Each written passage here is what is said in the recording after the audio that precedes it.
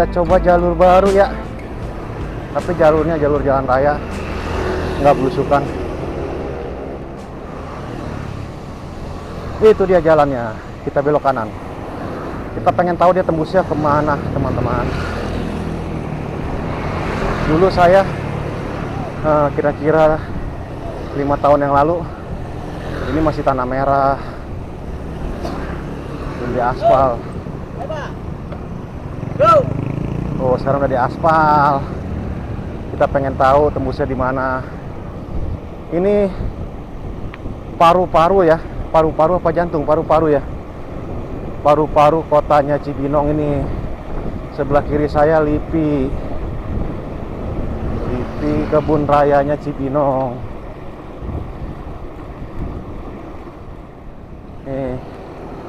Sebelah kiri LIPI kebun rayanya Cibinong. Dipagerin. Burung-burung nih aman di dalam sini nih. Burung, ular aman. Burung nggak aman ya dikejar ular. Ular ngejar cuma satu sih. Makan satu ular kenyang, puas. 2 minggu. Kalau orang masuk dari pagi sampai malam nembak, belum selesai dia. Nggak ada puasa, tembakin terus. Mending dimakan.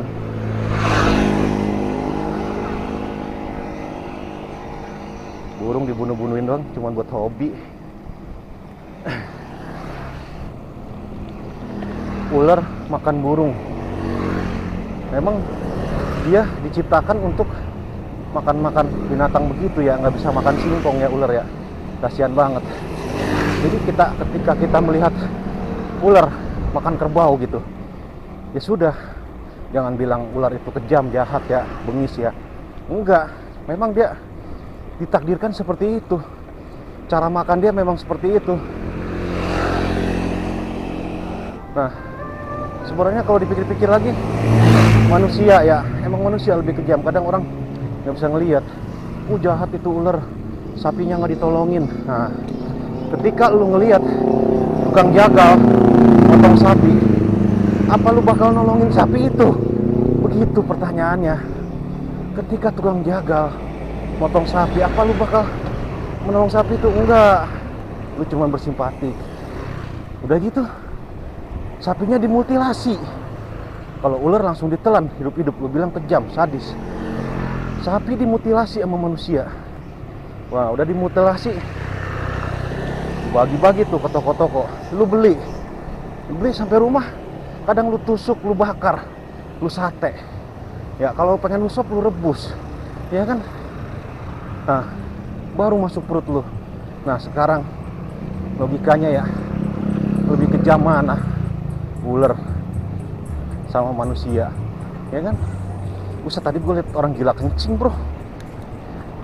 Lihat gila kencing, lihat kali orang gila kencing. Gue ngoceh-ngoceh gini, ada orang gila kencing, jangan gue lagi seru. Aduh.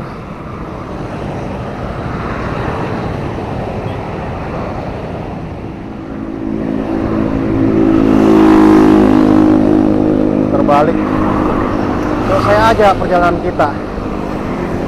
Apa kita lewat sini bising ya, lewat tempat tadi ya. Tempat tadi kita bisa cerita-cerita tentang ular sama manusia lagi ya. Nanti kita lanjutin ular sama manusia ya, kita lewat tempat tadi aja lah. Jangan lewat jalan raya berisik, ngangeng nggak jelas.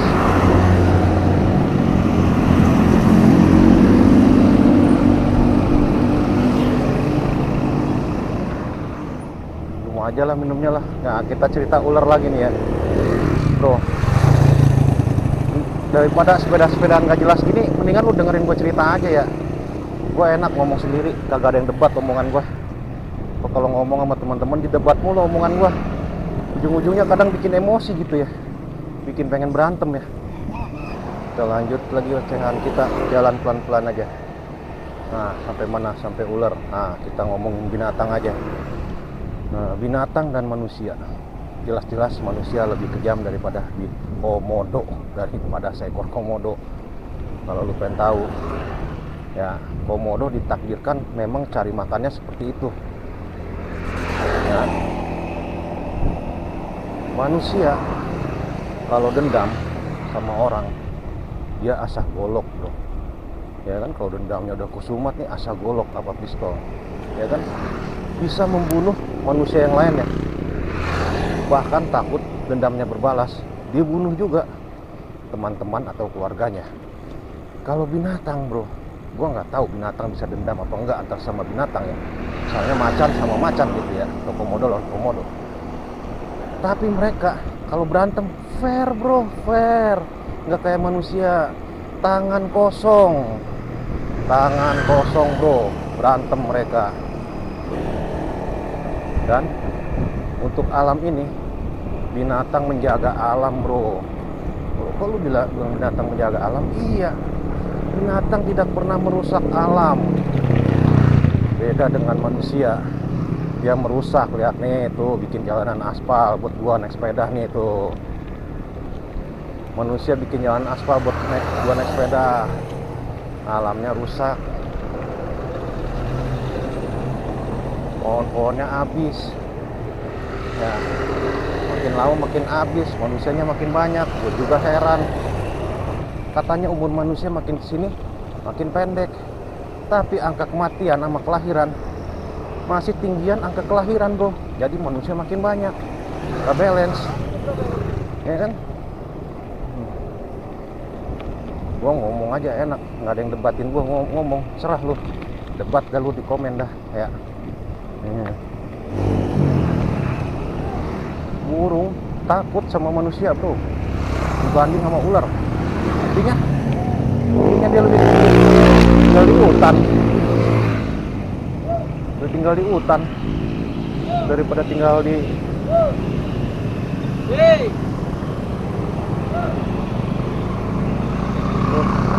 kota. Tapi gua heran juga ya,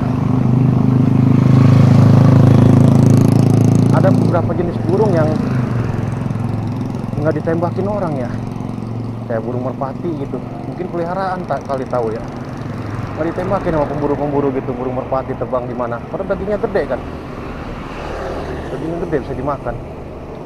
Dia malah masuk hutan, burung yang aneh-aneh ditembakin, burung yang bulu-bulunya cantik, yang langka-langka ditembakin. Nggak ngerti lah. Buat sebagian kecil manusia, gue bilang buat sebagian kecil manusia, nggak semua manusia ya. Manusia yang berperi, kehewanan juga banyak, bukan peri kemanusiaan. Manusia yang berperi kemanusiaan, keadilan dan beradab. Di tulisan doang tuh, tulisan doang ada sih beradab. Lingkungan lu aja sendiri, contohnya lu, teman-teman lu, keluarga lu, coba lu lingkungan lu beradab. Duit gua sering ditipuin sama teman sendiri bro, nggak banyak, nggak ada 1-2 teman yang nipuin duit. Gua semua juga pernah ngerasain ya kan, ngerasain. Kita yang polos ini dijolimin mulu sama tukang tipu nih.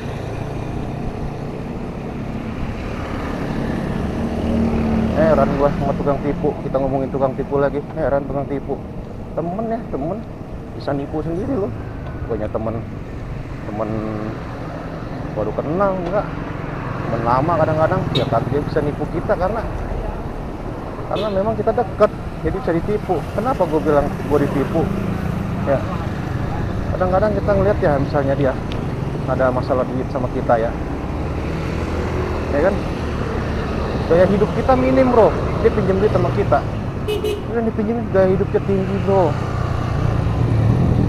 Handphone gua masih 2G, dia udah 4G, istilahnya kayak gitu. Handphone gua masih 9, dia udah Android duluan gitu. Mobil gua Calya, dia pakai mobilnya Avanza, kayak gitu kan, nggak etis ya, nggak etis. Lu minjem duit gua, tapi gaya hidup lu lebih tinggi dari gua, terus nggak dibalikin duit gua, kan sialan ya. Sialan, ada temen gue yang gitu bro. Malas gue omongin, orangnya ngedenger biar ngerasa sendiri aja.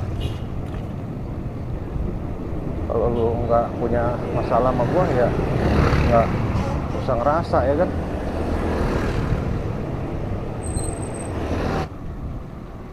Kalau yang minjem duit sama gue Tapi kalau gue nagihnya juga, aduh gue nggak tega nagihnya juga, nggak akan bro, gue nggak akan, gue nggak tega nagihnya. Dia hidupnya aja susah gitu kan, malah perlu kita bantu, malah gue bantu lagi bro, gue support bro, nggak banyak ya, nggak banyak gue bantu seadanya, sekurang adanya, dengan sebanyak adanya, sedikit gue bantu. Cuma pelit orangnya. Gue punya duit 1 juta, gue bantuin dia 10.000, gitu aja istilahnya bro. Pelit gue orangnya bro. Nah kan gue bantu lu 10%. Tapi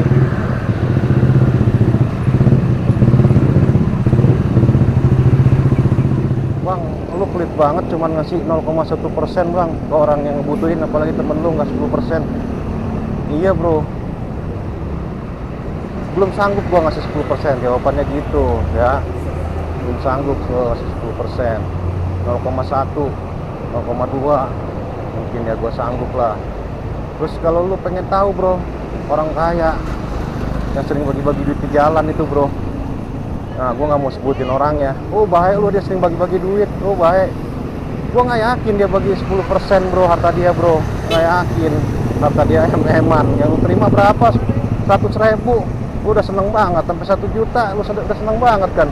Dia bagi-bagi duit 1 juta di jalanan, ya dia paling bagi 0,1%.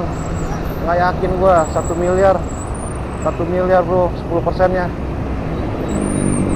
1 miliar, punya harta 1 miliar, 10%-nya 100 juta bro. 100 juta, dia bagi 100 juta. Aduh, nggak ada. Lu bilang si ini baik, si itu baik, ya duit dia udah banyak banget. 0,1% nggak ada rasanya, dia bagi-bagi. Ya, orang yang baik itu bro, ya dia punya harta, misalnya dia bisa ngisi donasi 50%. Nah itu gue baru salut tuh. Bahkan lu nggak boleh samain ya, sama finansial orang tuh beda-beda. Lu nggak boleh samain.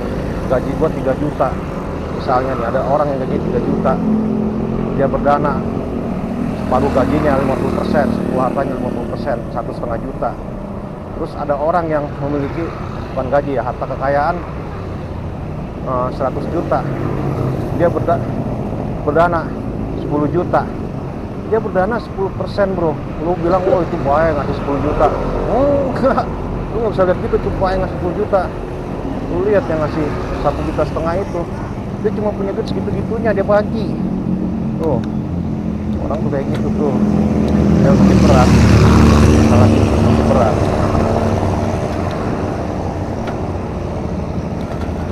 Malah lagi duduk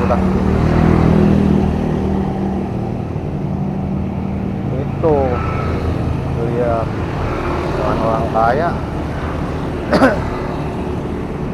Ini bagus lah mas, makanya para mafia penjahat di sono, gua nggak mau sebut orangnya ya, mafia apa kayak terserah ya kan,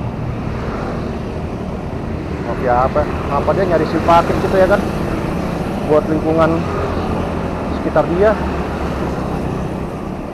bagi duit hasil duit kotor dia ya kan,